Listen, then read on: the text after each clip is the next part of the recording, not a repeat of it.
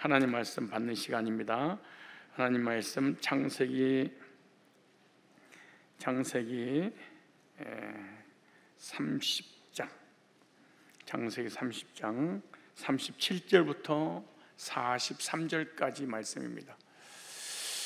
창세기 30장 37절부터 43절까지 말씀 다 같이 한 목소리로 읽도록 하겠습니다. 시작.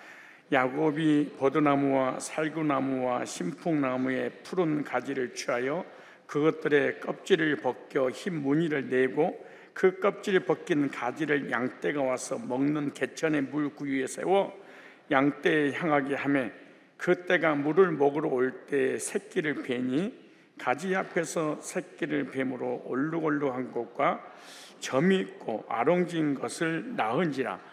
야곱이 새끼 양을 구분하고 그 얼룩 무늬와 검은빛 있는 것으로 나반의 양과 서로 대하게 하며 자기 양을 따로 두어 나반의 양과 섞이지 않게 하며 실한 양이 새끼 베일 때는 야곱이 개천에다가 양떼의 눈앞에 그 가지를 두어 양으로 그 가지 곁에서 새끼를 베게 하고 약한 양이면 그 가지를 두지 아니하니 이러므로 약한 자는 나반의 것이 되고 실한 자는 야곱의 것이 된지라. 이에 그 사람이 심히 풍부하여 양떼와 노비와 약떼와 나귀가 많았더라. 아멘. 우리 신앙생활에 있어서 가장 중요한 것이 있는데요, 하나님의 말씀을 이해하고 깨닫고 끝나는 것이 아니라 반드시 적용, 실천을 해야 됩니다. 말씀을 받고 적용, 실천하지 아니하면 교만하게 되고 이 신앙은 진짜 신앙이 아니고 바리새인 신앙이 되고 맙니다. 이 신앙은 절대로 변하지 않습니다. 바뀌지 않습니다. 우리는 하나님 말씀을 공부합니다. 듣습니다. 믿습니다. 적용을 하는 것입니다. 바리새인들은 말씀을 많이 듣고 적용하지 않음으로 인해서 주님께 책망을 들었습니다. 말씀을 많이 들으면 많이 적용을 해야 됩니다. 왜냐하면 아는 것만큼 믿고 믿는 것만큼 실천할 수 있기 때문에 그렇습니다. 하나님이 하나님으로 하나님 말씀을 하나님이 내게 주신 말씀으로 믿어지지 않으면 우리는 예배 때마다 들려오는 말씀을 성경 공부를 하게 되고 마는 것입니다. 공부, 지식만 많이 쌓게 되므로 결국에는 망하게 되고 마는 것입니다. 그러므로 무엇인가 들었으면 한 개라도 적용을 해야만이 하나님의 능력이 나타나게 되는 것입니다. 많은 크리스찬들이 교회를 오래 다니지만 절대로 적용을 하지 않습니다. 적용하면 내가 손해를 봐야 됩니다. 내가 적용을 하더니 무엇인가 열심을 내야 됩니다. 그런데 적용을 하지 않으면 교회만 왔다 갔다 하고 나는 전혀 손해볼 일이 없고 지식만 축적을 하기 때문에 그러는 것입니다. 이런 것을 성경에서 악하고 게으른 종아 이렇게 말합니다. 하나님이 가장 기분 나쁜 사람, 하나님이 가장 싫어하는 사람을 영적이든 정신적이든 육신적이든 게으른 사람을 하나님은 싫어합니다. 하나님은 부지런한 백성의 하나님입니다. 게으르면 이 땅에서도 아무것도 할 수 없고 영적으로도 아무것도 할 수 없는 것입니다. 그러므로 부지런하게 말씀에 반응을 하고 말씀을 반응을 했으면 그걸 적용을 할 줄 아는 성도들이 되시기를 바랍니다. 오늘 본문은 언약을 이루시는 하나님이라는 제목으로 말씀을 전하려고 합니다. 야곱은 나반과 품삯을 계약을 했는데 야곱이 먼저 조건을 제안합니다. 양 중에서 아롱진 것이나 얼룩무늬가 있는 것이나 점 있는 것이 야곱의 것이 되고 나머지는 삼촌 것이 될 것입니다. 야곱이 나반에게 유리하게 조건을 제안하자 쌍방간에 좋은 마음으로 계약을 합니다. 계약을 하고 난 다음에 나반은 자기 양과 염소 중에서 아롱진 것과 점 있는 것을 가려내어 자기 아들들의 손에 맡겨 야곱의 양들과 3일 길을 떨어뜨려 놉니다.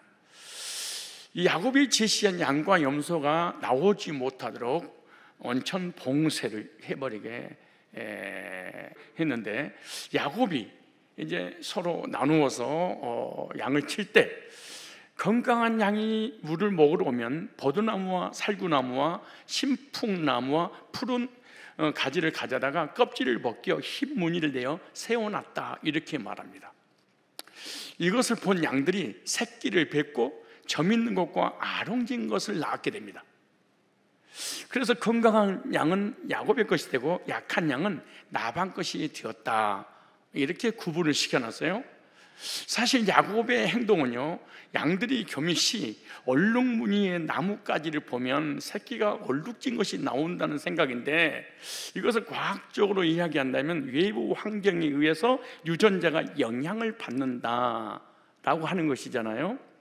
재미있는 것은 이 내용이 요즘 다시 부상하는 유전 이론인 후성 유전인데, 대표적인 진화학자 최재원 교수가 후성 유전을 설명하면서 인용한 것이 바로 야곱의 얼룩양입니다.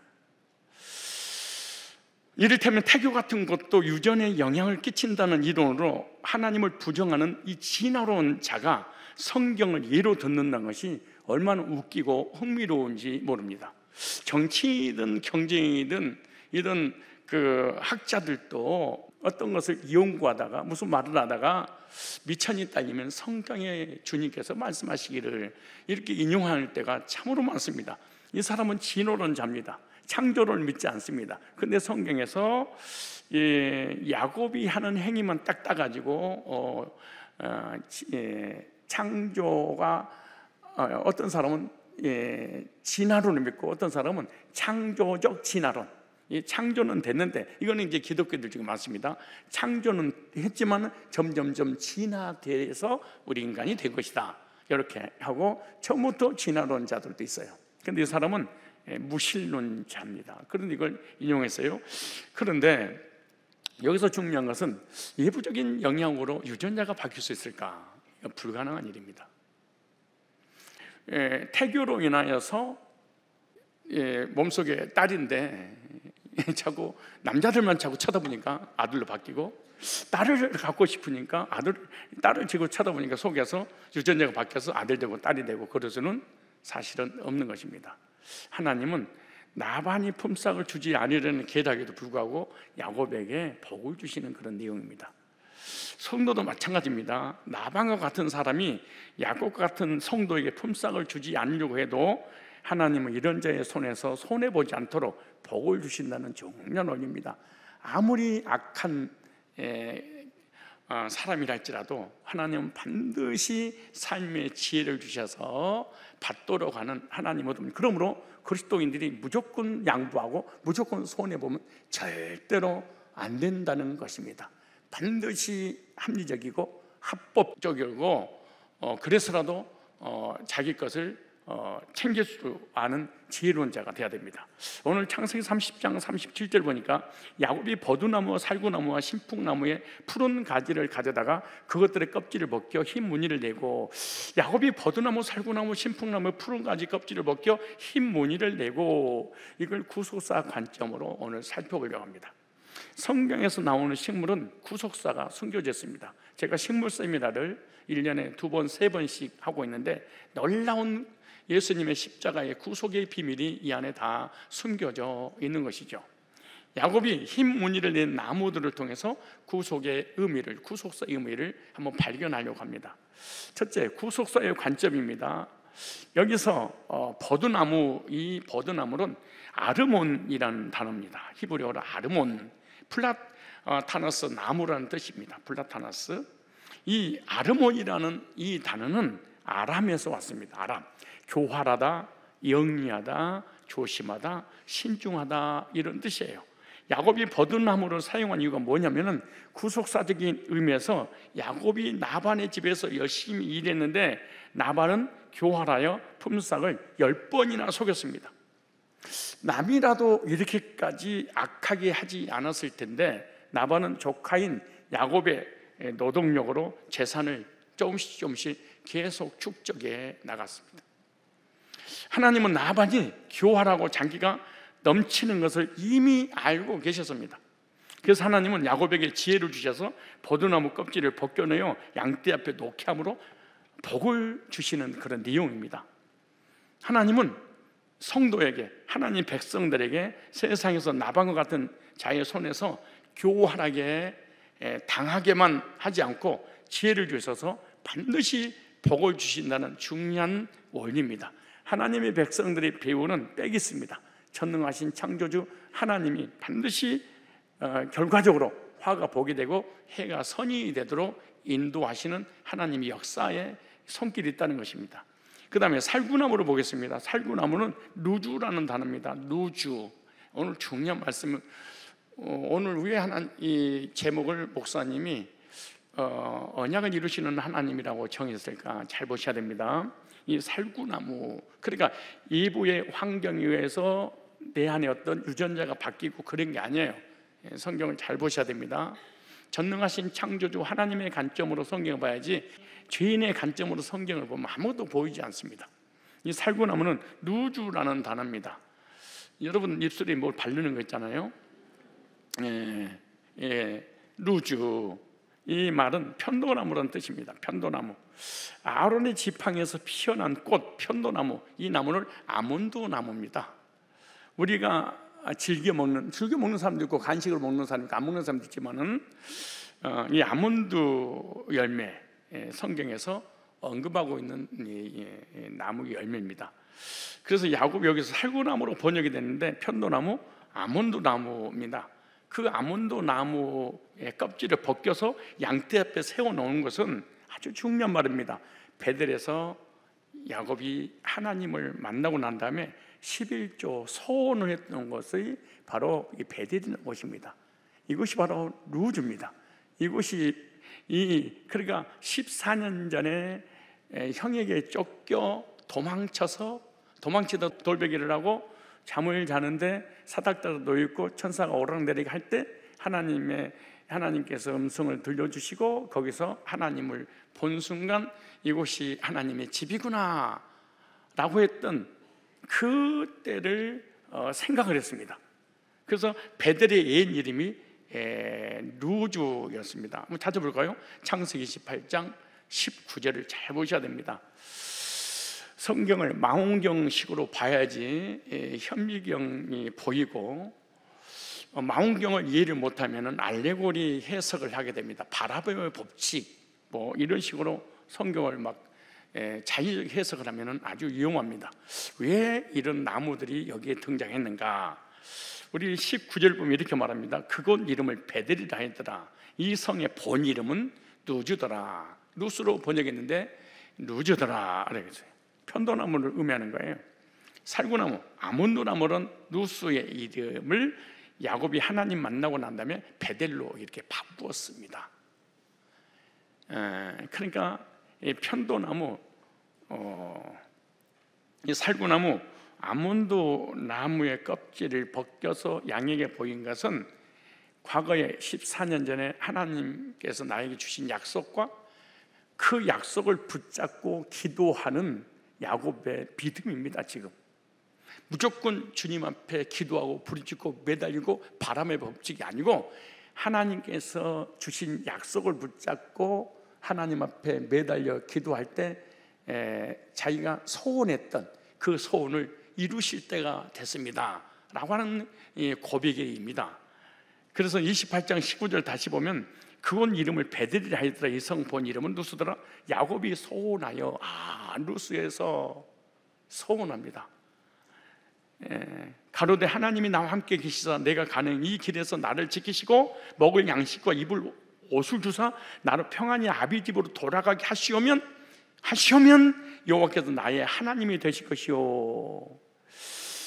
야곱은 루스에서 하나님 만나고 난 다음에 하나님께 서원했습니다. 복을 주시면 10의 1을 반드시 주님께 드리겠습니다. 이 약속 내가 이루어 드려야 되겠으니까 이 약속을 이루어 주옵소서.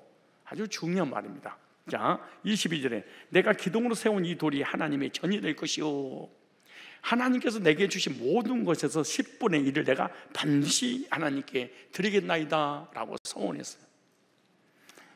그런데 현재 야곱은 하나님께 드릴 재산이 없습니다. 하나님은 베델에서 약속한 것을 기억하시고 살구난으로 통해서 야곱에게 복을 주시는 내용이에요. 14년이 지나서 야곱에게 허락하신 하나님의 약속을 이루시는 그런 과정입니다. 이 야곱이 소원한 것을 갚게 하시려고 이 약속을 이루어 주신 거예요. 여러분들 하나님께 받은 복이 있습니까? 그리고 하나님께 혹시 소원한 것이 있습니까? 전능하신 하나님이 나의 하나님이요, 그분이 무섭고 두려운 경외심을 가질 수밖에 없는 어마어마한 분이라고 약속했다. 약속을 지켜야 됩니다. 정말 하나님이 내가 믿어진다, 내가 정말 구원이 믿어진다, 예배를 안 드린다니 불가능한 일입니다. 11조를 안 하는 것이 불가능한 일입니다. 하나님께 헌신하지 않는 것이 불가능한 일입니다. 이거는 0.1%도 불가능한 일입니다. 왜냐? 오른편에 그물을 내려라. 그물이 찢어지도록 잡았습니다. 주여, 나를 떠나소서, 나는 죄인이로소이다. 벌써 경외심을 다 갖게 됩니다. 그 앞에 꼼짝달싹 못하도록. 그런데 하나님이 전능자, 창조주, 구원자로 믿어지지 않으면 예배에 관심 없습니다, 말씀에 관심 없습니다, 11조에 관심 없습니다. 절대로 그분으로 인정하는 경외심이 없습니다. 이거는 실제로 거듭남의 열매는 절대로 아닙니다. 저 여러분들이 복음으로 구원 받았다면 복음을 주신 그 하나님이 도대체 누군가 생각이 됩니다. 어떤 분이신가 생각이 됩니다. 상상도 할 수 없는 어마어마한 전능하신 하늘과 땅을 창조하신 생사복의 주관자, 그분이 나를 구원시켰습니다. 그런데 그분을 향한 예배의 태도, 자세, 그분을 향한 헌신, 그분을 향한 헌금, 그분을 향한 열정, 그분을 향한 섬김, 아무것도 없다. 그래서 제가 서울은에 그렇게 시작한 거예요. 하나님의 말씀 받았으면 적용이 이루어져야 되는데 전혀 적용이 없다. 이거는 구원이 아니고 아무런 역사가 일어날 수 없는 거예요. 자, 그래서 하나님의 언약을 붙잡고 언약을 이루어 주시기를 원하는 그 믿음을 가지고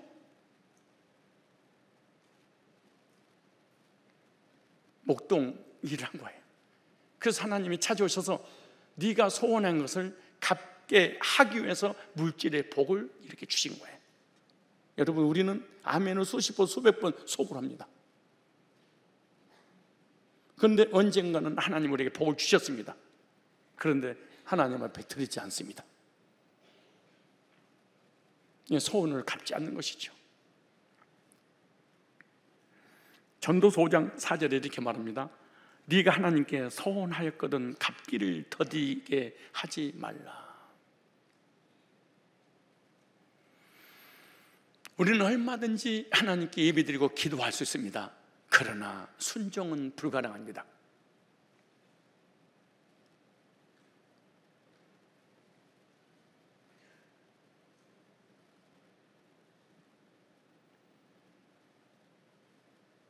그래서 선악을 알게 하는 열매를 먹으면 정령 죽으리라. 나는 하나님의 말씀 믿는 것이 아니라 나는 내 주관을 믿겠습니다. 그리고 선악을 다 까먹어버립니다. 그래서 우리의 모든 신앙생활의 본질이 주관적 믿음을 가지고 있는데 그것이 하나님 주신 믿음이라고 착각을 하기 때문에, 착각하게 되면 어떻게 되냐? 열매가 절대로 일어나지 않습니다. 주관적 믿음은 역사가 일어나지 않습니다. 주관적 믿음은 내 안에서 나오는 것입니다. 객관적 믿음은 그분이 내 안에 바깥에서 들어오는 것입니다. 객관적 믿음이 구원이고 객관적 믿음이 역사가 나타나지, 주관적 믿음은 아무런 능력이 나타나지 않습니다. 착각하면 안 됩니다. 왜 우리가 신앙생활에 너무 힘이 없고 너무 쉽게 절망하고 낙심하고 시험 들고 그 이유가 뭘까요? 주관적 믿음을 가져서 그렇습니다. 객관적 믿음을 가지면 절대로 요동하지 않습니다. 절대로 흔들리지 않습니다. 우리의 느낌과 감정이 모든 것은 다 주관에서 나오는 것들입니다.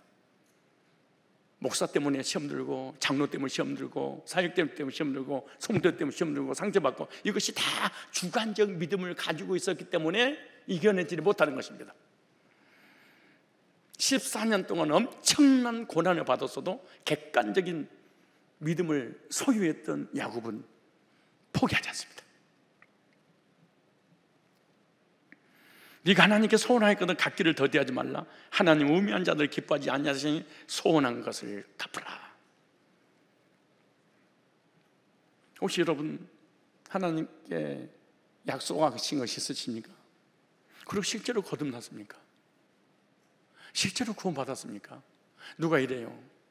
우리 11조 안 하는 사람이 누군지 다 알잖아요, 사역자들은. 그래서 신방에서 왜 안 합니까? 그랬더니 요즘 일을 안 해요. 아무것도 안 해요. 밥 안 먹냐 너? 밥 안 먹어? 밥도 안 먹고 살아?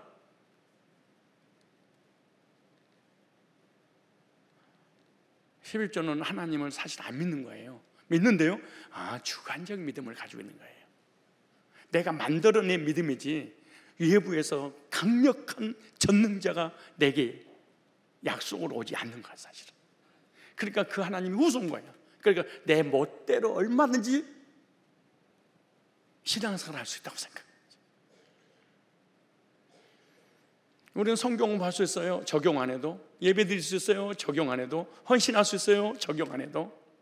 얼마든지 공부를 많이 할 수 있어요, 제자되어, 적용 안 해도. 종교죠, 이건 기독교가 아니지. 기독교는 적용의 종교입니다.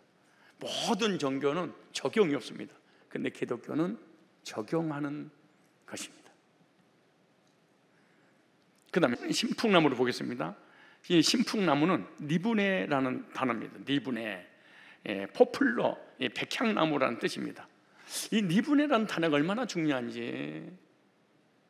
이 리브네는 나반에서 왔습니다. 야곱의 외삼촌이 이름이 나반이잖아요.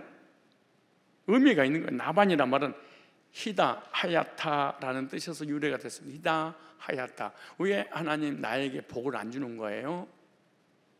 왜 성공된 인생을 살지 못하게 하는 거예요? 리브네, 나반, 히다 하야타라는 뜻인데, 야곱이 신풍나무의 껍질을 벗겨서 양떼에게 놓은 것은 깨끗함으로 복을 받을 준비가 됐다. 14년 만에 드디어 나반을 통해서 인격이 다듬어지고 영적으로 훈련받아지고 육신적으로 정신적으로 그 사기꾼이 훈련을 통하여 바뀌게 됩니다. 고난을 통해서. 그래서 나반이라는 히다, 나반의 삼촌 집에서 그 말이에요. 그러니까 야곱이 14년 전에 바단 아람에 왔을 때는 아버지 이삭을 속이고 형을 속이고 축복을 받아 도망쳐 왔습니다. 거짓말쟁이고 사기꾼입니다.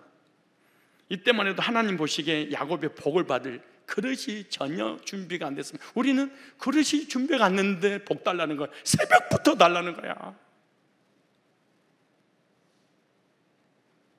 새벽부터 부르짖어서 달라고 하는 난조? 나 금식 들어간다. 금식을 안 들어줘? 나 안 먹어 밥? 완전히 단식을 거야. 나 40일 들어간다. 들어가. 하나님 겁주지 말고. 전혀 복받을 준비가 14년 돼서는 안 됐습니다. 이번에 주일날 예배란 기뻐하고 즐거워하고 감사하고 그러는 것이잖아요. 그럼 여러분 벌써 3일 됐는데 까먹었어. 여러분 예배드리는 태도가 지금도 이래. 어떻게 그렇게 앉아있었을까? 이 자리가 무슨 자리가 있나, 이 자리가. 그리고 고개를 이런 사람은 꼭 고개를 약간 이렇게 숙이더라고.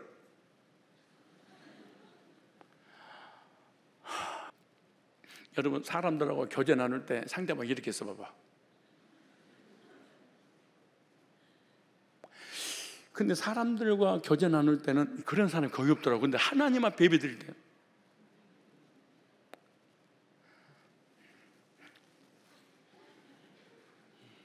이번 설교가 그랬잖아요. 기뻐하고 감사하고 즐거워하라. 왜냐? 아무것도 없어도 복받을 준비를 해야 됩니다. 전혀 믿음과 인격과 훈련이 안 됐으면 하나님이 절대로 그 사람 복 주지 않습니다. 복 주면 저주 받습니다. 야곱에게 그 자리에서 복을 주실 수 있었어. 아니 14년 전부터 계속 복을 쏟아 부을 수 있었어. 그리고 나반의 마음을 확 바꿔버릴 수 있었어. 사장 마음 바꿔버리면 되지. 근데 아무리 여러분 직장 생활해도 얼굴 안 올려줘, 사장이. 왜? 하나님이 올려주지 못해.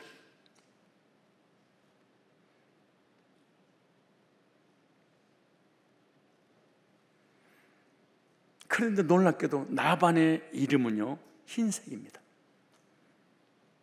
외삼촌의 이름이 나반이 흰색이에요. 희다, 하얗다 똑같은 말이에요. 이제 야곱은 나반을 통해서 영적으로 깨끗한 상태가 되어서 하나님께 복을 받을 준비가 되었기 때문에 하나님이 신풍나무를 통해서 건강한 양을 낳게 해 주셔서 복을 받는 거예요. 아, 이제 끝났다. 너 영적 훈련 끝났다. 형을 속인 거, 아버지 속이고 사기치는 거 있지? 여기서 이 훈련을 통해서 이렇게 다듬어졌구나. 놀라운 일입니다, 이 말이.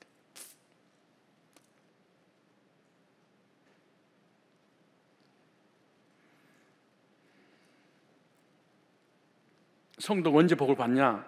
더럽고 추한 언제가 주의 볼로 깨끗하게 씻겨졌을 때 속사람이 영적인 구원을 받는 것을, 이거를 하나님께 받은 복이라 이렇게 말합니다. 속사람이 거듭나지 못하고 언제 문제가 해결되지 못한 상태에서 삶의 복을 아무리 많이 받아도 그 복은 저주입니다. 진정한 복은 영적인 복인데, 이 영적인 복은 예수님의 보혈로 속사람이 죄사함받고 의롭게 돼서 거듭나는 것입니다. 그러므로 그리스도인들은 속사람이 예수님을 통해서 죄사함받고 구원받고 영생의 복을 받아야 될 줄로 믿습니다. 창세기 30장 다시 38절 보겠습니다.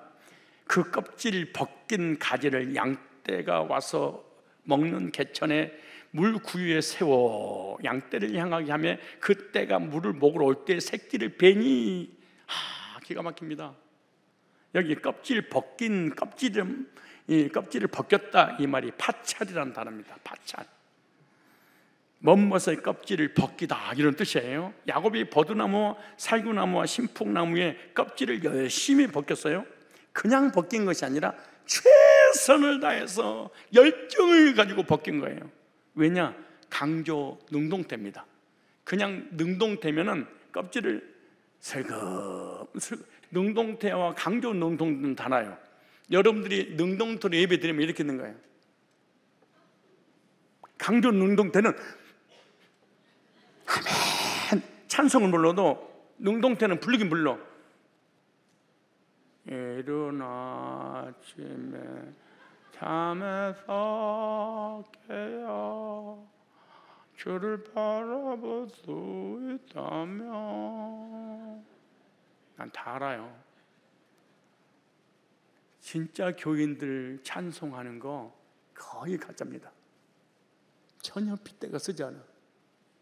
물안개. 근데 정말로 속에서 우러나는 강조 능동태는 이른 아침에 잠에 속에 열정을 가지고 하는 거예요. 설교도 능동태로 준비하면 대충 준비를 해. 그럼 설교가 대충 나가. 강조 능동태로 설교를 준비하면 거기다가 생명을 쏟아붓는 거예요. 난 설교를 준비할 때 누가 언제 간지도 몰라. 아내가 옆에다 한번 먹을 거 갖다 놔. 나중에 다 식어서 먹지도 못해. 얼음이 다 녹아있어. 있는 것도 몰라. 설교 한 번 준비하는데 한 번 할 때마다 단 한 번도 빠짐없이 합당할 때 신방 메시지 전에도 그 신방, 한 가정 신방을 하는데 머리에 지가 나. 이걸 강조 능동태라고 그래. 그러면 역사가 일어나게 되는 거지. 기도도 능동태로 기도해. 진예 나 왔어. 복을 주려면 주고 말라면 마셔. 난 새벽기도 나왔으니까 강조 능동대는 쫙 하나님 앞에 부르짖 매달렸어.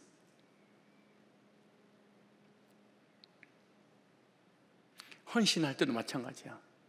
목사님이 없을 때는 능동태로 헌신을 해. 근데 목사님이 오면은 아우 더워, 아우 수박 없나? 능동태로 예배 오잖아요. 그러면 슬금슬금 능구렁이처럼 기어서 와. 근데 강조 능동태로 예배를 드리잖아요.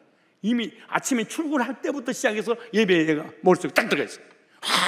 예배 드릴 때 하나님 무슨 말씀을 주실까? 벌써 예배 태도가 달라. 그렇지 않겠어요? 오늘 본문에 껍질을 벗기는데 강조 능동태로 벗겼다 그렇게 말해요.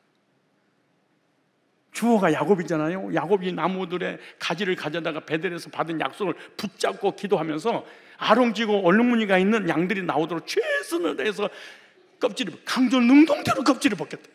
근데 졸음이 와? 이게 가능한 일이야 이게? 성가대가 좋을 수 있어? 강조 능동태로 찬양을 하는데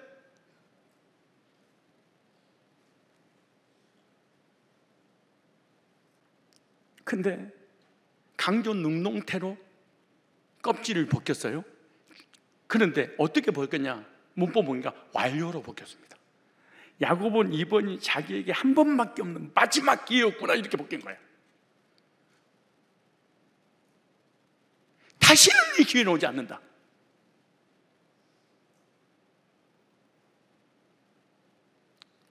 이 예배가 마지막 예배야. 그럼 우리 태도가 어떨까요? 이게 마지막 예배라고 한다면, 마지막 예배를 드리고 주님 앞에 가야 된다면 어떨까요?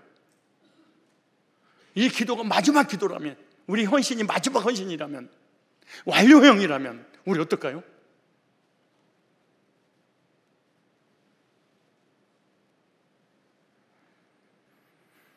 창세기 28장 15절의 약속을 붙잡고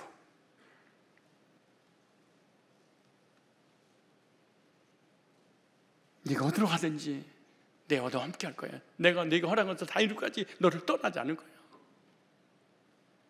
하나님이 내게 주신 약속이 있고 복을 주신다는 약속이 진짜로 믿어진다면 얼마나 간절할까요? 그래서 최선을 다해 나무까지 껍질을 벗긴 거예요.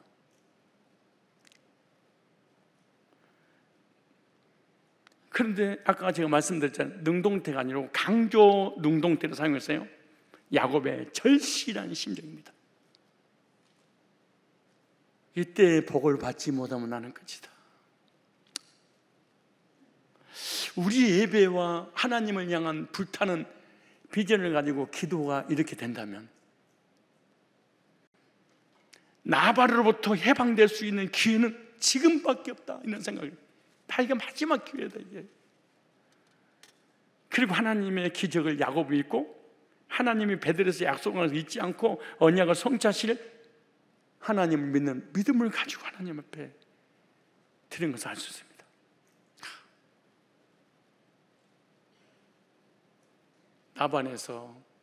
나반의 삼촌 집에서 해방받는 것은 오늘이 마지막이다 이게. 그리고 여기 단어를 보니까 새끼를 베다 이 말이 야함이라는 단어입니다. 야함, 뜨겁다, 임신하다 이런 뜻인데요. 야곱은 하나님께 지혜를 받아 나무의 껍질을 벗겨서 양들이 볼 수 있겠습니다. 여기 문법 보니까 와우 접속사로 되어 있는데 야곱이 껍질을 벗긴 나무를 물 구유에 세워놓은 후에 양떼가 물을 먹으러 와서 그것을 보고 교미함으로 새끼를 뱉다는 의미입니다. 하나님은 유전학적으로 이해가 되지 않는 방법으로 양들이 새끼를 베게 하고 초자연적 방법으로 야곱의 재산이 증식되게 하셔서 베델에서 한 약속을 이루십니다. 여기 능동태입니다. 양들이 물을 먹으러 왔다가 껍질을 벗겨진 나무를 보고 새끼를 뱉다 이렇게 말합니다. 성도들도 야곱처럼 믿음을 가지고 하나님 앞에 약속을 붙잡고 마지막 기도다 라는 생각을 가지고 하나님 앞에 지혜를 구해서 응답받아야 될 줄 믿습니다. 하나님은 인간의 방법으로 사실은 불가능하잖아요. 엄마 뱃속에 딸인데 아들로 바뀌고 아들이 딸로 바뀌어서 나오고 불가능한 일이잖아요. 하나님의 초자연적인 역사로 우리의 삶에 응답하실 줄로 믿습니다. 구속사의 관점에서 말씀드렸습니다. 말씀이 안 들리잖아요. 실제로 여러분들에게 메시지가 실제로 개인적으로 저에게 찾아오셔야 됩니다. 나 구원 상담 받고 싶습니다. 장로님들도 개인적으로 저에게 찾아오세요. 목사님, 나 솔직히 목사님 말씀 안 들립니다. 솔직히 이해가 안 갑니다.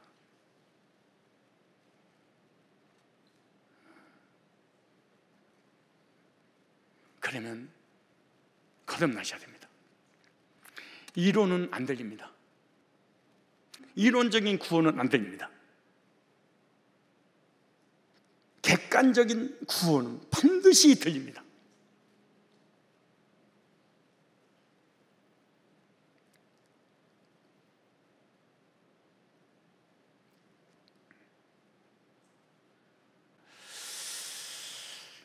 두 번째, 하나님의 기적이 나타났습니다. 창세기 30장 39절에 가지 앞에서 새끼리 뱀으로 얼룩얼룩한 것과 점이 있고 아름진 것을 낳은지라. 하나님의 기적입니다. 나반은 야곱이 원하는 양이 나오지 못하게 하려고 미리 모두 빼어 내버렸잖아요. 3일길을 거리를 뒀잖아요. 그럼에도 하나님은 얼룩얼룩하고 점 있고 아롱진 양들이 나오게 하셨습니다. 이거는 우리 인간이 할 수 없는 약속을 이루시기 위한 하나님의 역사는 기적입니다. 여기 단어를 볼까요? 나은지나 얄라드라는 단어입니다. 얄라드, 나타, 생기게 하다, 상고를 겪다, 이런 뜻이에요. 야곱이 세워놓은 껍질이 벗겨진 나무의 가지를 보고 양들의 새끼를 폈습니다. 그 얘기입니다. 이 접속사는 어떻게 되냐, 문법이 접속사예요. 양들이 구유 앞에 놓인 나뭇가지를 보고 새끼를 폈다가 때가 되면 얼룩얼룩한 것과 점 있는 것과 아롱진 새끼를 낳았다, 이런 뜻이에요. 하나님은 유전학적인 방법을 뛰어넘어서 인간이 생각할 수 없는 초자연적인 방법으로 점 있는 새끼를 낳게 하신 거예요. 능동태예요. 양떼가 새끼를 낳았는데 점 있고 아롱진 새끼를 낳았다, 이런 의미입니다. 하나님은 기적 같은 역사로 야곱에게 재산을 증식시켜 베델의 언약을 이루셨습니다. 하나님은 하나님의 기적으로 우리를 구원하셨습니다.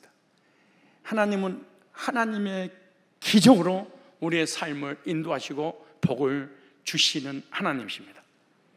세 번째, 새끼를 낳고 난 다음에 어떤 일이 벌어지냐, 섞이지 않도록 구분시키신 하나님. 야곱이 보세요, 30장 40절 중요한 구속사입니다.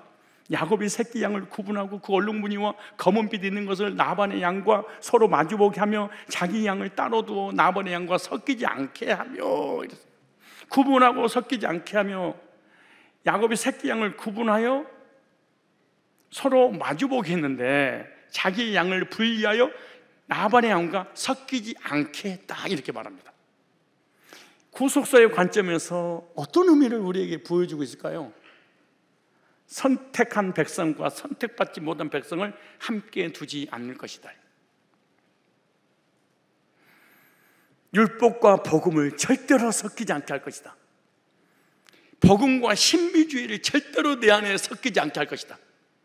진리와 비진리를 절대로 섞이지 않게 할 것이다. 하나님은 선택한 백성들을 영원한 하나님 나라로 들어가게 하고 불신자는 지옥으로 들어가게 하는, 서로 섞이게 하지 않는.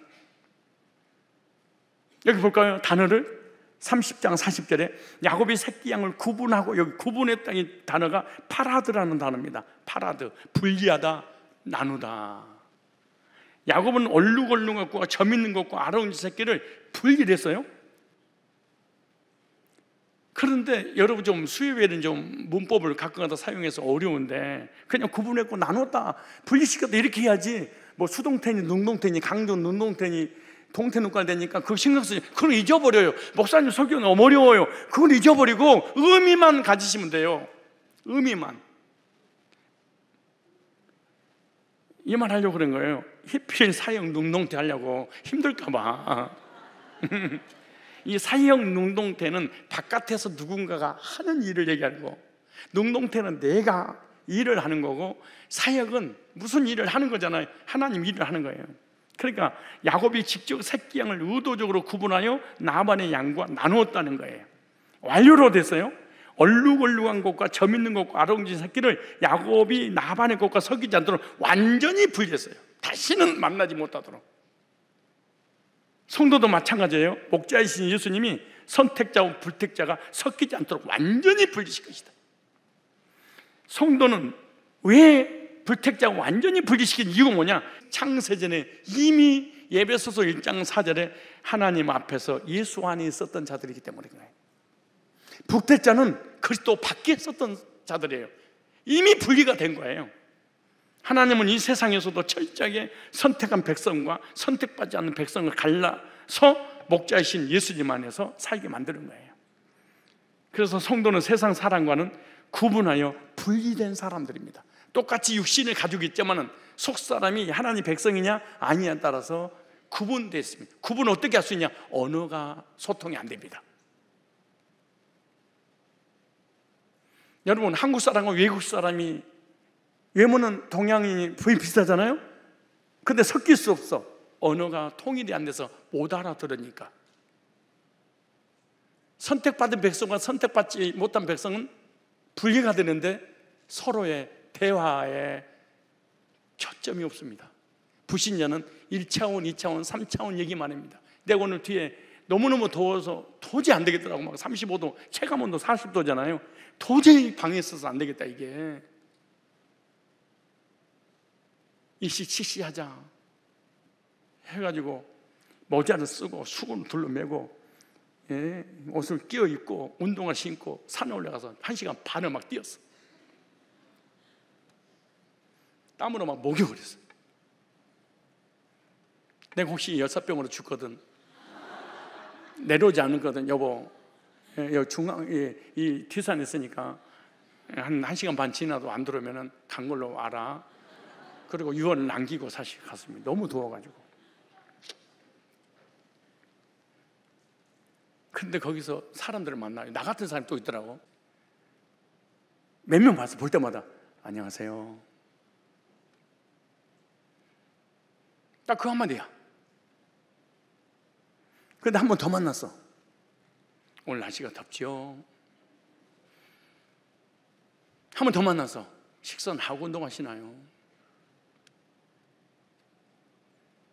한 번 더 만나서 요즘 탁구 올림픽 그거 지금 예선 통과했나요?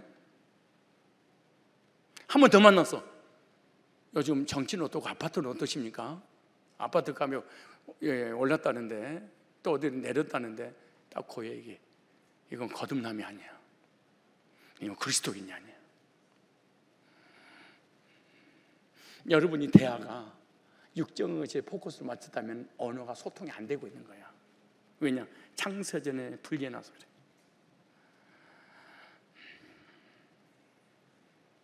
이미 구분을 시켜놨어. 영원 전에 저쪽에서 그리스도 안에 있었던 사람이 여기 내려오면은 구원받고 난 다음에 언어가 제일로 먼저 언어가 통해. 근데 저쪽에서 우리랑 같이 안 있었으면 여기 내려와도 언어가 통하지 않아. 육적 언어는 통하는데 영적 언어는 전혀, 그러니까 교제가 이루어진다는 게 불가능한 일이야. 어떻게 내가 하나님 백성인지 아냐, 내가 대한민국 백성인지 언어가 통해. 하나님 백성이 어떻게 하냐? 복음으로 언어 교제가 이루어져. 거듭나기 전에는 절대로 언어의 코이노니아가 되질 않아. 설사 복음에 관한 얘기하다가도 3차원으로 빠져버려. 근데 구원 받은 사람은 1차적인, 2차적인, 3차적인 교제는 안 나오다가도 나중에는 영적인 교제로 마무리를 해. 이게 통해서 그럴 거예요. 택자와 불택자 차이는 성도는 창세전에 그리스도 안에서 출발했습니다. 출발 자체가 달라. 불신자는 창세전에 그리스도 밖에서 출발했어. 그리고 여기까지 왔어. 이 땅에 와서도 하나님을 똑같이 불러도 불신자는 예수님을 실제로 영접하지 않습니다. 불신자는 착하게 선하게 살면 하나님의 복 주시고 천국 보내주실 것이라고 믿습니다.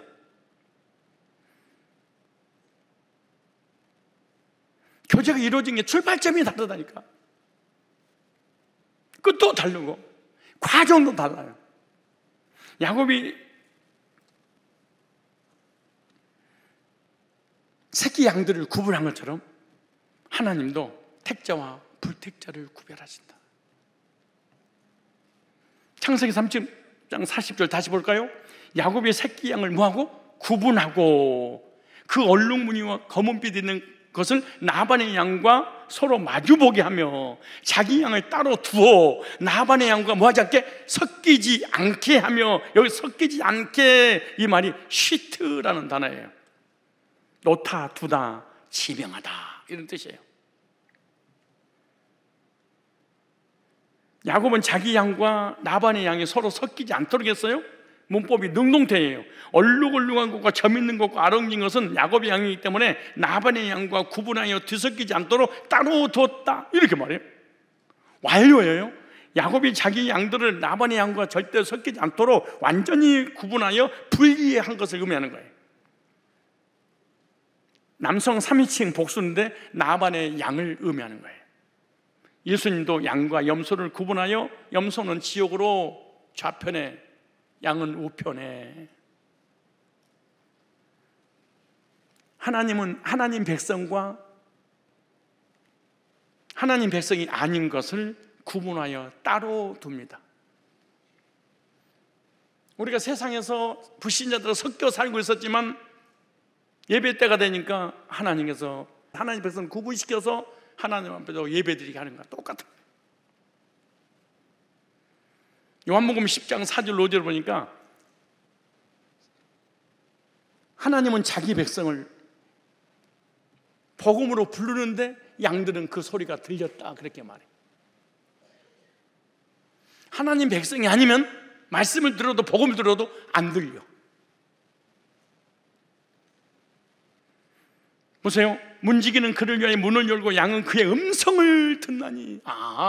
음성으로, 말씀으로, 복음으로 구분을 시키는 거예요. 그가 자기 양의 이름을 각각 불러 인도하였느니라. 목자가 양의 이름을 하나씩 다 불러내요. 자기 양을 다 내어놓은 후에 앞서가서 양들이 그의 음성을 아는 거로 따라오되 타인의 음성은 알지 못하는 거로 타인을 따르지 않냐고 도리어 도망하느니라 구분돼 버려요.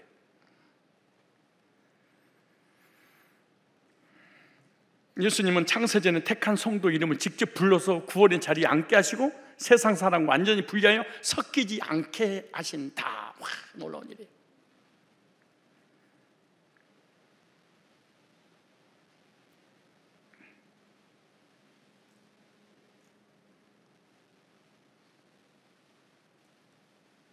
여기 30장 41절 다시 보겠습니다. 튼튼한 양이 새끼 뵐 때는 야곱의 개천에다가 양떼의 눈앞에 그 가지를 두어 양이 그 가지 곁에 새끼를 베게 하고 튼튼한 양이 나와요. 튼튼한 양이 새끼를 뵐 때는 개천에다가 가지를 두어 양이 그 가지 곁에 새끼를 베겠다. 하나님도 구원받은 백성들이 건강하고 튼튼한 성도가 되기를 원하시는 거예요.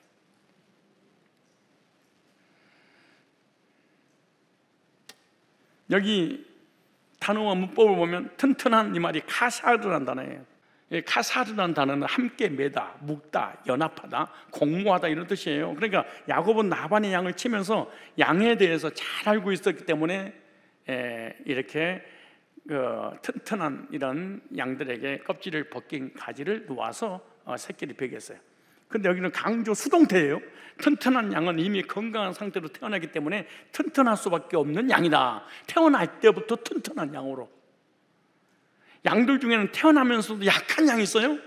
야곱은 태어나면서부터 튼튼하고 건강한 양을 골랐어. 분사 수동태예요. 이렇게 태생이 튼튼한 양은 새끼를 베어도 튼튼한 양을 낳을 수밖에 없었다. 성도가 언제 튼튼할 수 있는가? 예수님과 연합할 때 튼튼하다. 예수님과 함께 동행할 때 성도는 힘이 생깁니다. 성도의 신앙과 믿음이 건강하게 될 때는 예수님과 함께 묶여 있을 때입니다. 우리가 비실비실거리고 힘이 없고 이럴 때는 주님과 지금 묶여있지 않은 그런 상태예요. 그러니까 영적으로 튼튼하지 못해. 약해. 그래서 쉽게 상처받고 쉽게 시험 들고 교회 안 나오고 삐지고 넘어지고. 여러분 주님과 함께 묶여있을 때 영적으로 건강하십니까? 돈하고 묶여있을 때 건강하십니까?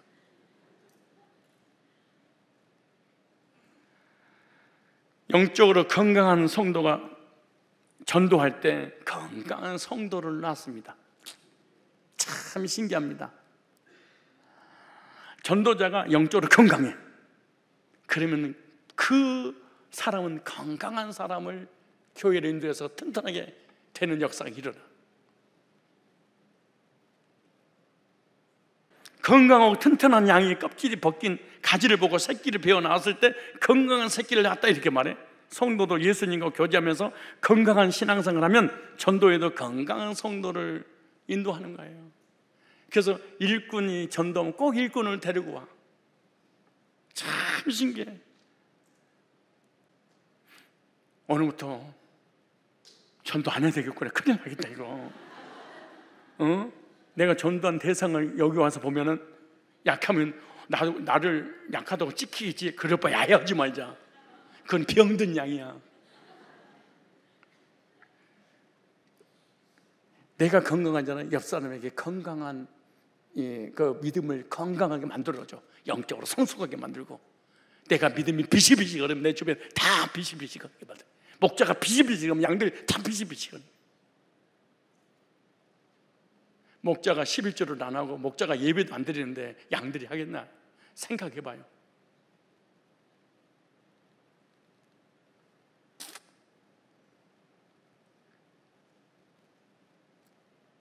다시 30장 42절에 약한 양이면 그 가지를 두지 아니하니. 야곱은 여기서도 사실 얍삭해 사람이. 진짜 이렇게 사람이 철저하게 계산적일까? 약한 양이면 그 가지를 두지 아니하니 그렇게 함으로 약한 것은 라반의 것이 되고 튼튼한 것은 야곱의 것이 된지라. 나 같아. 어쩌면 우리 성도들이 이렇게 영적으로 튼튼한 사람은 올까? 여기 약함, 여기서 약하다, 약한 양이에요. 약한이란 말이야. 아타브란 단어인데 고개를 돌리다, 기력이 없다, 시신하다 이런 뜻이에요. 야곱은 라반의 양을 치면서 약한 양 앞에는 가지를 놓지 않았어요. 구속사 한 절 볼까요? 하나님이 선택한 백성. 나 이거 이 언어를 가지고 묵상해서 성경을 이 문장을 이거 만들다가 눈물이 울컥하더라고. 하나님이 선택한 백성 앞에 십자가의 구속의 예수님을 놓고 믿어라 이렇게 갖다 놔. 예수를 갖다 놔. 이 복음을 갖다 내. 이렇게 구원 상담을 옆에서 데려다 놓고 하게 만들었어. 그래서 건강한 성도가 태어나게 해서 구원의 화신을 감격 속에 살게 만들어. 복음을 우리 옆에 갖다 놔. 여러분 세계적으로 1:1로 구원 상담하는 교회가 어딨어? 성산교회 있잖아. 거의 싸잡아서 하고 맨투맨으로 1:1로 이렇게 한 영혼을 수백 명을 이렇게 관심을 갖고 이런 데가 어디가 있어. 그러니까 씹어가지고 먹여주는 거지. 여기 나오잖아요. 구원은 내가 믿어서 받는 것이 아니라 전적인 하나님 주권입니다. 우리가 예수 믿어서 구원받은 것이 아니에요. 믿음을 주셔서 믿은 거예요. 이걸 은혜라고 그러는 거예요. 믿습니다 이런다고 믿어지는 게 아니에요. 다 믿고 싶지. 여기 약한 양, 약하다의 말이 아타브란 단어 문법을 보면 이 사용 능동태를 써요. 약한 양은 허약하여 기력이 없이 태어나서 성장하면서도 계속 약한 양이 되었다는 거예요. 그래 참 이게 신기한 거야. 우리가 영적으로 건강하고 튼튼한 이유가 뭔지 아세요? 복음으로 딱 구원받을 때 확실히 영적으로 튼튼하니까 신앙도 튼튼한 거야. 변함없이. 근데 대부분 이렇게 구원받지 못하고 대충 신앙생활하는 사람들은 실제로 약해. 너무 쉽게 막 흔들리고. 그러니까 구원 어떻게 받느냐가 너무나 중요해. 구원 받을 때 제대로 받잖아요. 그러니까 주님 오시는 그날까지 아이고 그냥 쭉 가버리는 거예요. 근데 구원 받을 때 그래, 과거에 이제 기억지 않았군요. 믿어지세요? 믿어지는 것 같아요. 주님께서 다 모든 죄를 도말하셨습니다. 그래요? 고맙네요. 이 사람은 죽을 때까지 신앙생활 그렇게 하더라고. 헬렐레.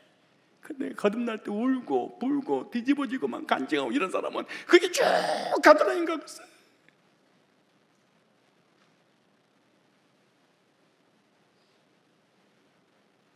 그 거듭날 때가 너무너무 중요한 거야. 이 부정사 연결형이라는 문법이 있는데 이게 전치사 베이트의 의미입니다. 뭐뭐로부터 약한 양이 된 것은 어미 태 속에서부터 이게 뭐뭐로부터 이게 부정사 연결형이라는 문법입니다. 그러니까 어미 태로부터 태어날 때부터 약하게 태어났다 이렇게 말해. 적용해 볼까요? 성도는 창세전에 예수님 안에 있었기 때문에 건강하고 튼튼하게 이 세상에 나온 줄로 믿습니다.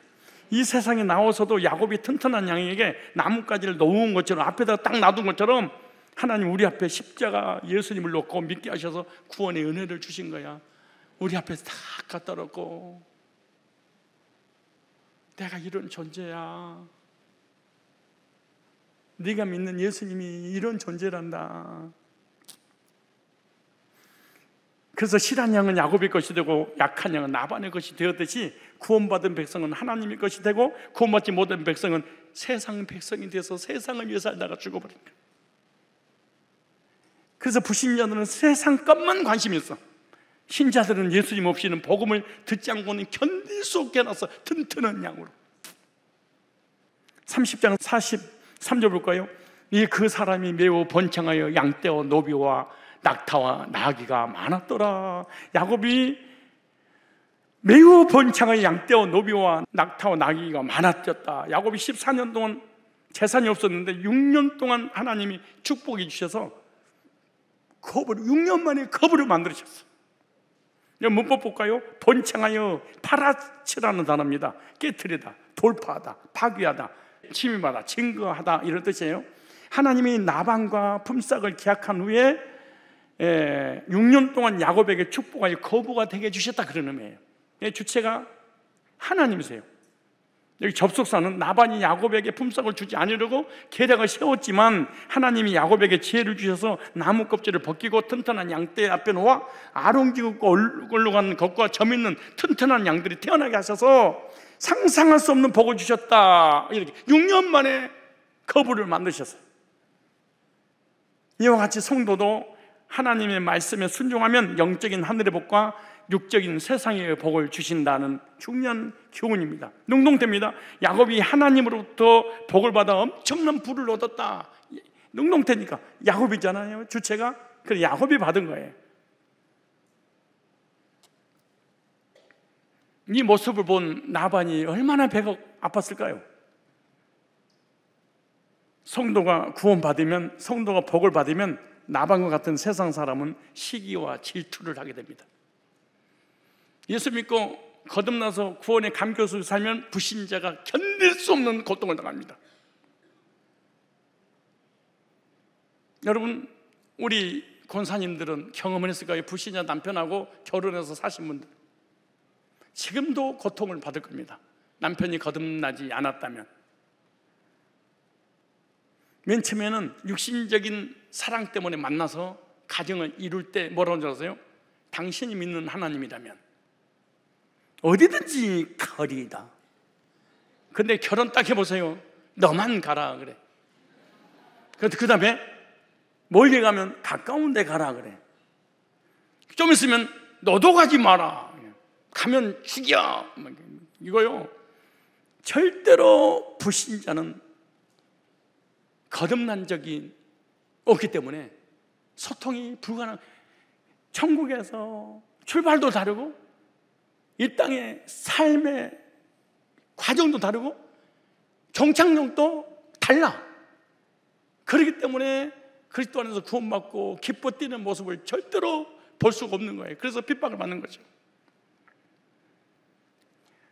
그러나 성도는 하나님께서 반드시 승리하게 해주신다는 믿음을 가지고 하나님의 약속을 굳게 붙잡고 비시비시 신앙생활을 하는 것이 아니라 구원의 확신과 감격 속에 하나님이 나를 창세전에 특별히 사랑하셔서 이 땅에 태어날 때도 튼튼하게 태어나게 하셨다가 복음 앞에 나를 데려다 놓고 복음을 듣고 구원받고 신앙의 출발도 튼튼하게 하시고 튼튼한 신앙생활 하다가 천국의 확신 가운데 가게 하시는구나. 14년 동안 손해보더라도 하나님이 나를 훈련시켜서 성숙하게 만들어 복음을 위해 쓰임받게 하시려고 훈련받는 과정이라고 생각하시고 인내함으로 야곱처럼 반드시 하나님께서 허락하신 그 복을 받아 누리시기를 주님의 이름으로 축복합니다. 기도하겠습니다. 야곱이 얼룩얼룩한 것과 점 있는 것과 아름진 것은 자신의 양이 되기 때문에 나반의 양과 구분하여 뒤섞이지 않도록 따로 두었던 것 같이 목자장 대신 예수님께서 창세전에 택자와 불택자를 분리시키시고 이 세상에도 철저하게 구분하여 선택한 백성과 선택하지 않는 백성을 갈라서 영육간에 섞이지 않도록 철저하게 보호해 주심을 진심으로 감사합니다. 우리 주님께서 창세전에 선택한 백성들 앞에는 언제나 어디서든 십자가의 구속의 복음을 앞에다 놓고 믿게 하여 거듭나게 하사 은혜로 구원받게 하심을 진심으로 감사드립니다. 성도가 구원받고 복을 받으면 나반과 같은 세상 사람들이 시기하고 질투한다 할지라도 반드시 승리하게 해주신다는 믿음으로 약속의 말씀 붙잡고 주님 바라보고 승리하며 살아가는 저희들 모두가 되게 하여 주옵소서. 야곱이 나반을 통하여 영적으로 철저하게 훈련받고 깨끗하게 성숙하게 되자 하나님께서 마침내 복을 허락하셨던 것 같이 우리의 삶의 여러 가지 시련을 만났을 때 복을 주시기 위한 훈련의 기간임을 깨닫고 훈련 잘 받아 성숙하게 되어 저희들에게 허락된 복을 받아 누리는 우리 모두가 되게 하여 주시옵소서. 예수님의 거룩하신 이름으로 축복하고 기도드리옵나이다. 아멘. 이제는 우리 주 예수 그리스도의 구속의 은혜와 하나님 아버지 크고 놀라우신 사랑하심과 성령님의 교제 역사 충만케 하시는 은총이 여기 머리숙인 존귀한 주의 백성들 위해 이제로부터 영원토록 항상 함께 있을지어다. 아멘.